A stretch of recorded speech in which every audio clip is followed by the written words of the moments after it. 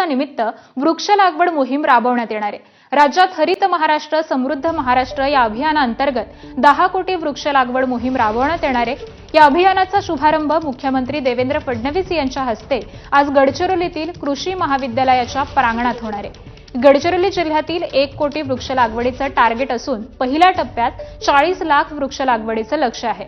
तसंच गडचिरोलीमध्ये विविध कार्यक्रमांना देखील ते उपस्थिती लावणार आहेत। फडणवीसांच्या वाढदिवसानिमित्त संपूर्ण राज्यामध्ये महारक्तदान शिबिराचं आयोजन देखील करण्यात आलंय।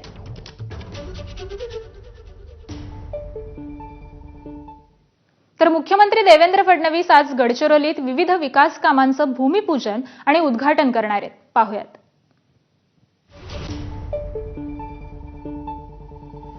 मुख्यमंत्र्यांच्या हस्ते आज 4.5 MTPA स्टील प्लांटची पायाभरणी होणार आहे।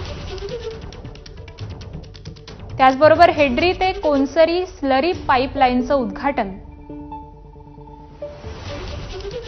हेड्री इथल्या आर्यन ओर आणि ग्राइंडिंग युनिटचं देखील उद्घाटन होणार आहे। कोनसरी इथं पॅलेट प्लांटचं उद्घाटन होईल। त्याचबरोबर कोनसरीत 100 खाटांच्या रुग्णालयाचं देखील भूमिपूजन होईल। कोनसरीत आधुनिक CBSE शाळेचं भूमिपूजन होणार आहे। सोनपल्ली इथं लॉइड्स टाउनशिपचं भूमिपूजन आणि हरित महाराष्ट्र समृद्ध महाराष्ट्र वृक्ष लागवड मोहिमेला देखील मुख्यमंत्री उपस्थिती लावतील।